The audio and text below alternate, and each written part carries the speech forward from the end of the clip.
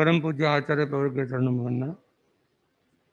वे शिष्य सौभाग्यशाली होते हैं जिन्हें गुरु कृपा का विशेष प्रसाद मिलता है। इस चतुर्मास काल में मैंने आचार्य की महानता को बहुत नजदीकी से देखा। आचार्य प्रवर इतने बड़े धर्म संघ के आचार्य होते हुए भी एक शिष्य के प्रति कितने सजग है, उनकी सेवा के प्रति कितने सजग है, यह एक तेरापन धर्म संघ में ही देखने को मिल सकता है। छोटी सी भी बात हो, आचार्य प्रवर तत्काल एक शिष्य तक पहुंच जाते हैं। मुनिषी दर्शन कुमार जी स्वामी, 19 तारीख की बात थी और रात को ही मैं मेरे कमरे में बैठा था। आचार्य प्रवर एक संतों को भेजा मुझे, दर्शन मुनि ने मेरे पास, कि कीर्ति मुनि को बुलाओ कि मेरी तकलीफ हो रही है।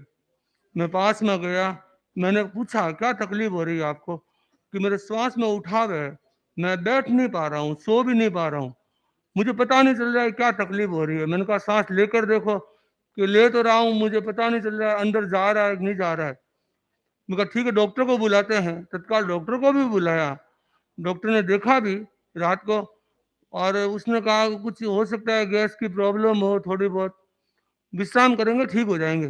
रात को 10:30 बजे तक हम लोग मनोविनोद करते रहे कि थोड़ा बहुत उनका मन लग जाए, नींद आ जाए।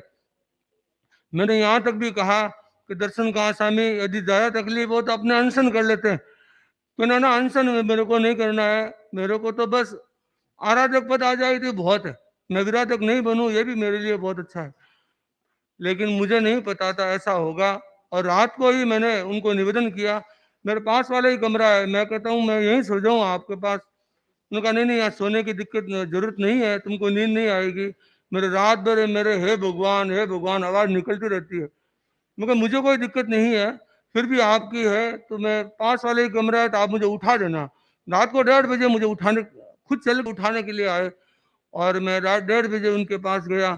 बोला मुझे अभी भी बहुत तकलीफ हो रही है। रात को मालिश किया, लगभग 1:15-2 बजे तक मैं उनके पास रहा। फिर मुझे मुझे बोला कि नहीं अब मुझे नींद आ जाएगी, कुछ विश्राम आराम लग रहा है।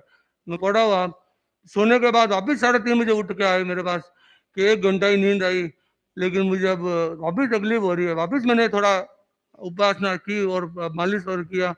इतने में 4 बज गए और उसने मुझे कहा कि मुझे उल्टी सा लग रहा है। तो मैंने उनकी व्यवस्था की और जैसी आवाज हुई, यहाँ पर मुझे गुरु की महानता देखने को मैं आपको जरूर बताना चाहूंगा। एक छोटी सी आवाज पर आचार्य प्रवर अपने कमरे से उठकर मुख्यमंत्री के साथ वो दर्शन का आश्रमी के कमरे तक पहुंच गए। मैं देखते अवाक रह गया।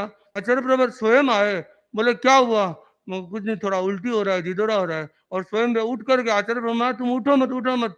फिर वे उठ करके गुरु वंदन किए और गुरुदेव ने फरमाया इनकी व्यवस्था पे ध्यान दे लेना, कोई प्रतिक्रमण सुना दे, सब कुछ व्यवस्था देख ले। इतनी छोटी सी बात पर एक छोटे से शिष्य पर भी आचार्य पर कितना ध्यान देते हैं। और स्वयं पधारे रात को और सुबह जब सबका खमत कामना हो रहा था, सब जब दर्शन काश में चलकर नहीं आ पाए तो दर्शन देने गुरुदेव स्वयं पधारे। कितनी विशेष बात है ये। एक मतलब सुनने में क्या, एक देखने में अपने आप में बहुत ही अलग लगती है। उनमें उन्होंने संग भक्ति तो थी ही, किंतु गुरु की भी उन पर बहुत कृपा थी। आचार्य पर सदा ही उनकी व्यवस्था पर विशेष ध्यान देते थे। और इस चतुर्मास काल में हमको नजदीकी से देखने का अवसर प्राप्त हुआ कि वे जब भी लोगों से बात करते, तत्व ज्ञान, गुरु भक्ति, ऐसी ही बातें उनसे मिला करती थी। और जब भी वे मर्यादा महोत्सव पर आते तो हम छोटे साधुओं को तत्व ज्ञान के प्रश्न पूछना और आचार्य प्रभु की सेवा में तत्पर रहना, प्रतिक्रमण पलेवना के समय वहीं पर उपस्थित होना। मुनि दिनेश कांत स्वामी और ऋषभ कांत स्वामी के प्रति विशेष लगाव था। उनकी सहयोग के लिए वे हर क्षण तैयार रहते थे। और इस चतुर्मास में भी गुरुदेव मुनि ऋषभ कांत स्वामी जब भी गुरुदेव आहार करवाते तो जो भी गुरुदेव का आहार होता वे दर्शन का पहले आहार नहीं करते, पहले दर्शन का समय तक पहुंचाते। वे बहुत अपने आप में अभाग्य महसूस करते कि मुझे गुरु का रोज प्रसाद मिल रहा है। ऐसे एक सौभाग्यशाली संत, हमने नहीं सोचा कि इतने जल्दी चले जाएंगे। और साध्वी चंद्रिका श्री एक ऐसी साध्वी जिसे मैंने लंबे समय से तो नहीं देखा, लेकिन इस 1-2 महीने में मुझे काफ़ी नज़दीकी से देखने का अवसर प्राप्त हुआ।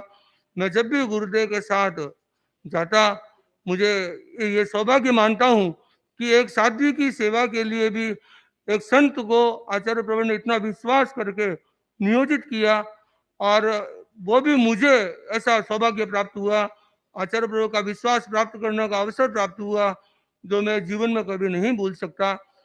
मैं जित जैसा हो सका वो तो सब गुरु जानते हैं कि मैंने अपना पुरुषार्थ किया, सेवा दी।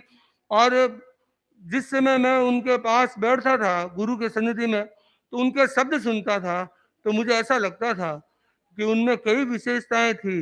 एक सेवा भावना उन्होंने चला करके गुरु से निवेदन किया कि मैं ऐसे ही नहीं चले जाऊं, मेरे चाकरी का ऋण है, मुझे ऋण उतारना है।